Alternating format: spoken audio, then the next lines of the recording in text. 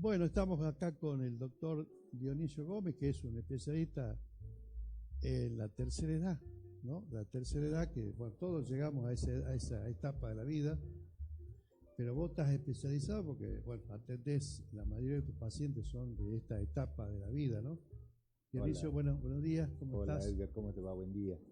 Bueno, sí, primero vamos a hacer una aclaración. No, yo soy médico clínico que estoy haciendo una especie de especialización en la tercera edad, ya que me estoy dedicando más a los pacientes de tercera edad, sin descuidar los pacientes de las primeras edades también, ¿no? Claro, Porque lamentablemente cuando uno llega a la tercera edad llega con un bagaje de cuestiones que no son propias de lo que vivimos o de lo que hicimos en las primeras etapas de nuestra vida.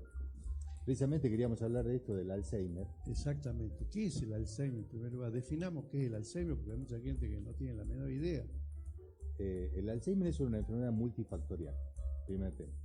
Es una enfermedad propia de la segunda y tercera edad, que no siempre se va a dar en la tercera edad y no siempre está solo en la tercera edad. ¿Sí? Es una Claro, no es enfermedad. patrimonio de las No, personas de tercera edad, digamos. exactamente, no es patrimonio. Hay personas de edad temprana que pueden tener el Alzheimer y hay personas de mucha edad que pueden prácticamente haber pasado su vida sin haber tenido ningún síntoma ni signo relacionado con esta enfermedad. ¿Cuáles son los síntomas que debe tener presente, digamos, la persona o el familiar, ¿no es cierto?, de esa persona? Porque generalmente, bueno, el mismo paciente muchas veces no se da cuenta o no descubre si está ya en el inicio o en la entrada del Alzheimer, ¿no? Bueno, una de las primeras cuestiones, la gente lo relaciona mucho con el tema de la memoria, La memoria. ¿sí? O sea, una de las primeras cosas que uno cree, piensa, supone, que es cuando de pronto no me acordé dónde dejé las llaves, o de pronto fui hasta la cocina y no sé a qué fui. Claro, Esto podríamos denominarlo como olvido. La enfermedad de Alzheimer tiene un sinnúmero de situaciones y es una enfermedad que va avanzando continuamente y que tiene periodos que se consideran preclínicos, clínicos, leves, moderados y severos. claro. Son hasta 5 etapas, pero que son una continuidad de la enfermedad. Van pasando a medida que va pasando el tiempo. O sea que el olvido, por ejemplo, es un primer síntoma. Claro, pero no siempre. No siempre. No siempre. Claro. El olvido puede suceder en muchas situaciones. ¿Quién no se olvidó en algún momento dónde dejó las llaves? Olvido de nombres, ¿no? Sí, Nombres de familiares, claro, de claro, amigos. exacto. Olvido La de... diferencia está en que cuando yo me olvido, yo vengo a tu programa y te conozco hace poco, pero no me acuerdo tu nombre. Claro. Y Sí, nos pasa, por ejemplo, que por ahí nos encontramos en un café te he y, visto, te he charlado alguna vez, hay una persona que me saludó, pero yo no me acuerdo pero más tarde dónde lo conozco. más tarde me voy a acordar. Ahí está la diferencia. Claro. Más tarde yo me voy a acordar de que vos sos Edgar. Ahora, digamos, es agresivo, por ejemplo, si vos no te acordás el nombre, que vaya y le pregunté, disculpame, no sé dónde te conozco, Depende, ¿no? va a depender de muchas situaciones. Claro, O sea, si de pronto yo siempre interactúo contigo, si yo siempre estoy con vos y de pronto no sé tu nombre, puede llegar a ser hasta violento por parte tuya decir, ¿cómo? ¿Hace cuánto que me conoces? ¿Hace cuánto que estamos claro, juntos? Sí, pero eso ya pasaría por otro claro, lado, pero claro, claro, puede no necesariamente. claro. También tiene que ver con el ego de cada persona. ¿Cómo no se va a acordar mi nombre? Pero en el Alzheimer yo no me voy a acordar el nombre tuyo, que te conozco, que son mi amigo, pero tampoco me voy a acordar el nombre de mis hijos, de mi esposa, de mi mamá, de mi papá. No me voy a acordar cuándo es tu cumpleaños, pero no me voy a acordar en el hecho de que no me voy a acordar, ¿no? O sea, no es que me hice el olvidado, no, me olvido. Claro. O que de pronto comienzo a hacer cosas que no corresponden. Pongo la billetera dentro de la heladera, o las llaves del auto las pongo en el freezer. Claro. Esas son las pequeñas cosas que pueden llamar la atención, sobre todo por parte del familiar. Son alertas, Claro, ¿no? claro.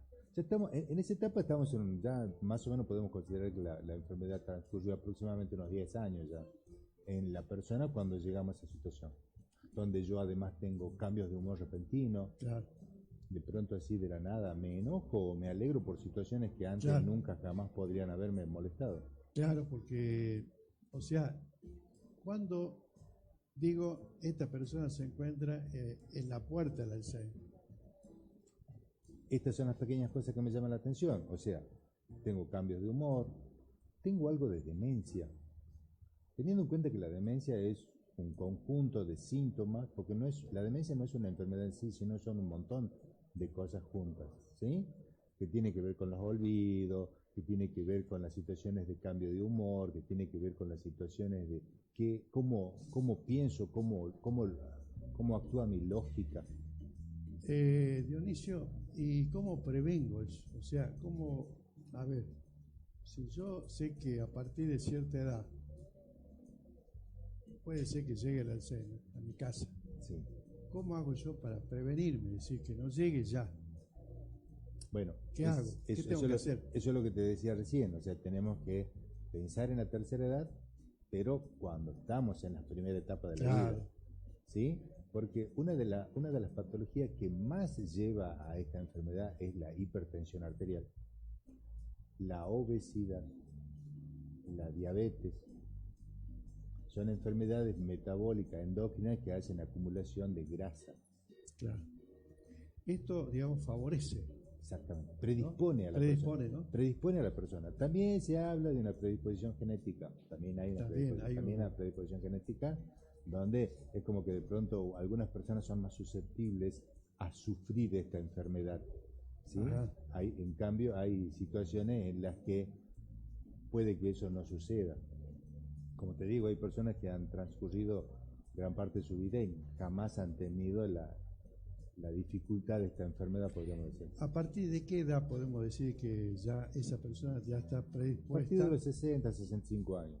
Hay que estar atento. Hay que estar atento a partir de esa edad. Sí, sobre todo, como te digo, el tema de esos olvidos que pueden llevar a llamar la atención, como ser cosas que no son habituales. O sea, insisto, el olvidarme la llave o el de ir hasta la cocina a hacer algo y no acordarme qué era, pero después me acuerdo que fui a buscar el cuchillo para cortar el pan que estaba por tomar mi desayuno, mi merienda, mi cena.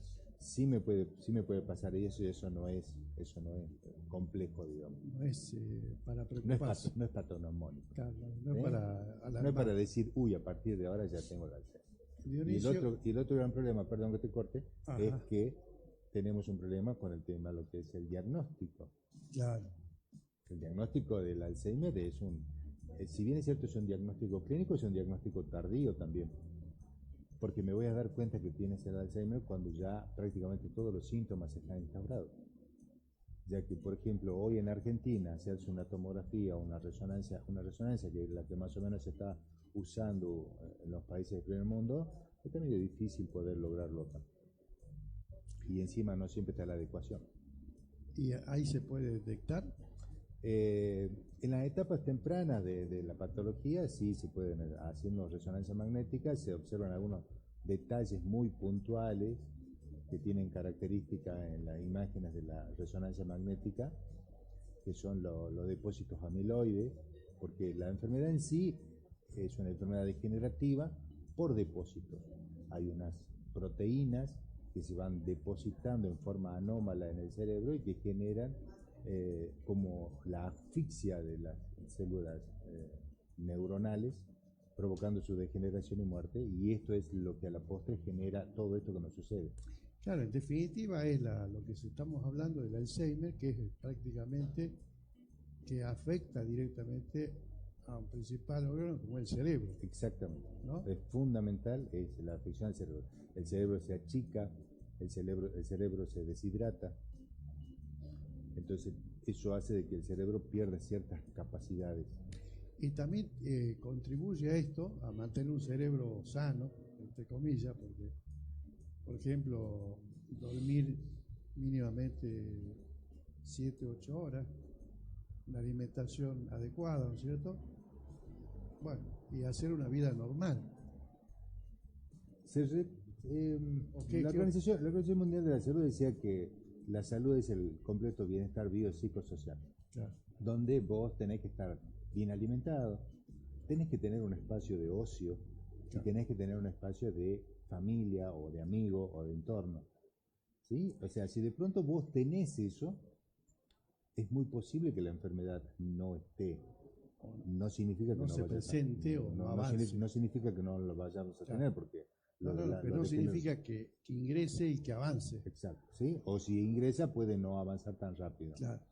El tema es el siguiente, que por ahí nos alimentamos pésimo, sobre todo en este último tiempo. Comemos muy mal, todos. O no, pero en general, como yo decía al principio, No comemos. no comemos. Hay Sí. familias que no comen Sí, todos sí, los sí. días.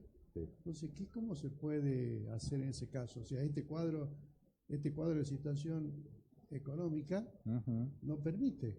O sea, no permite que las familias en general puedan comer todos los días. Y si come mal. Y si come mal. Efectivamente. Porque es ¿Cómo? así, o sea, ¿Cómo se puede en ese caso? ¿Cómo puede hacer esa familia, ¿no? Para prevenir? y bueno, la idea es tratar en la medida de lo posible de que la familia pueda elegir u optar por elementos un poco más sanos. Por ahí, pero estamos bombardeados por un montón de situaciones donde Claro. nos inducen de una forma lógica o ilógica que comamos mal. Sin ir más lejos, por ahí hay una publicidad que dice que si uno lleva una bebida gaseosa a la familia, lleva felicidad. Claro, Cuando claro. en realidad estamos llevando Estamos llevando una especie de veneno. el veneno exactamente. Exacto. Pero lo disfrazamos diciendo que es felicidad. Y la familia compra eso. Se compra, es verdad eso. Inclusive hay una casa muy conocida, Ujú. digamos el nombre, McDonald's, que te vende eso, Sí, te vende esa felicidad, entre comillas, claro. para tu hijo, digamos. La cajita feliz. La cajita feliz, ¿no? Sí, sí, sí. Y ahí comienza, ¿no? Porque es ahí donde los niños comienzan a incorporar grasas que no deberían. Claro, Que no deberían y que a la postre generan alteraciones en la circulación por depósito de grasa en las arterias cerebrales, cardíacas, pulmonares, renales, claro. que comienzan a producir alteraciones que más tarde, cuando seas más grande, van a tener las consecuencias. Bien, estamos conversando acá con el doctor Dionisio Gómez, médico general, médico clínico, y yo diría, aunque él no tiene el título, o no sé si tendrá el título gerontólogo, digo gerontólogo porque él se ocupa, casi la mayoría de sus pacientes son de la tercera edad, ¿no? Así es. La especialidad es gerontología. Es una especialidad, es un submundo dentro de la medicina. Claro. ¿Qué consejo daría Dionisio a los familiares, a los cuidadores con pacientes con Alzheimer? Que hay que tener paciencia. Hay que tener paciencia. No siempre es fácil, puesto que la persona que tiene pérdida de memoria te puede preguntar una y mil veces lo mismo, Sí, o te puede pedir lo mismo que recién acaba de hacer, porque terminó de almorzar y considera que vos no le diste de almorzar. claro. ¿Sí? O te puede preguntar cómo es tu nombre. O que se olvide de tomar la medicación.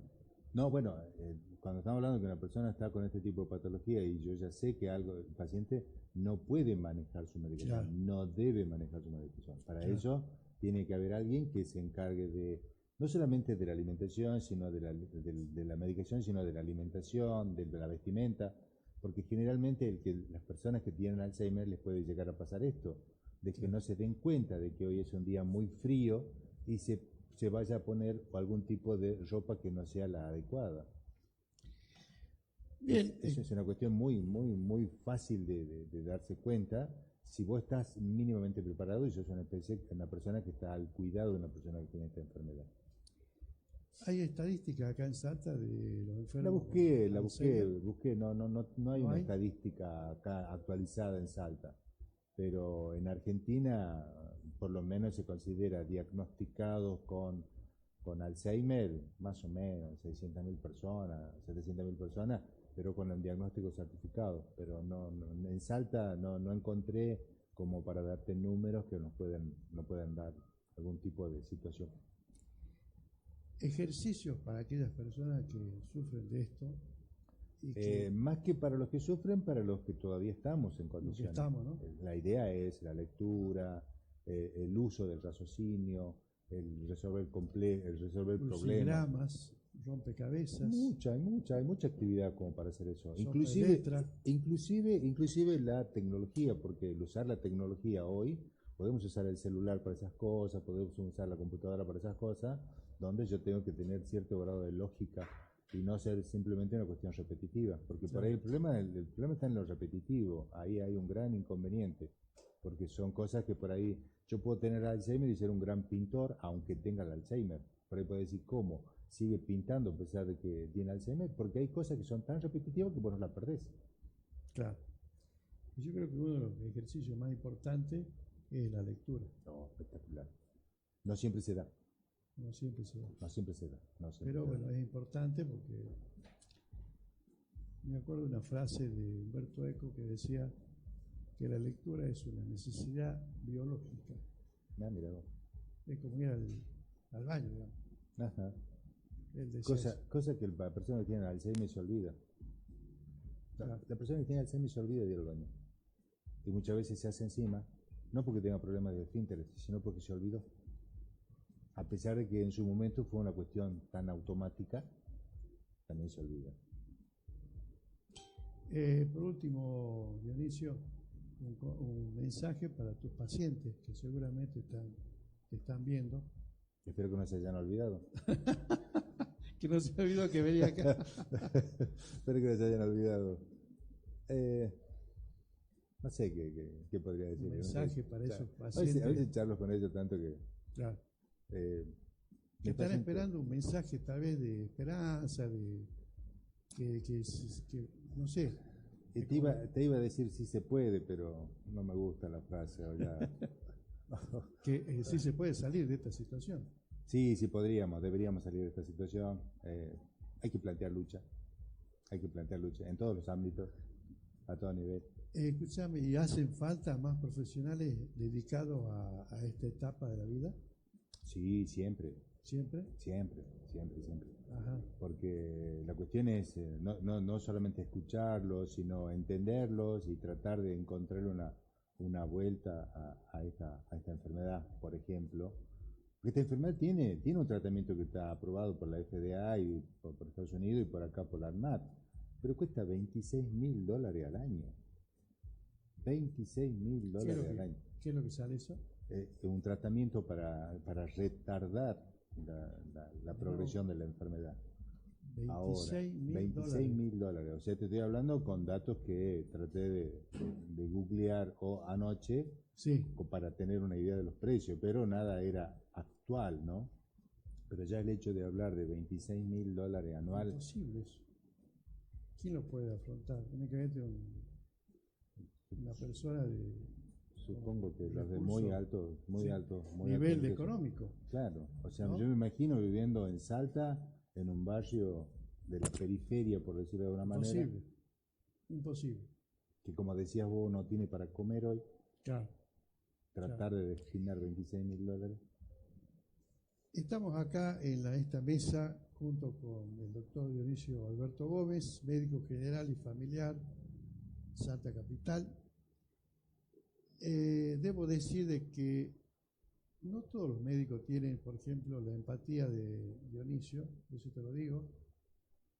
Los médicos en general, no sé si es una cuestión de formación de la facultad, que lo toman al paciente como un número más, ¿no?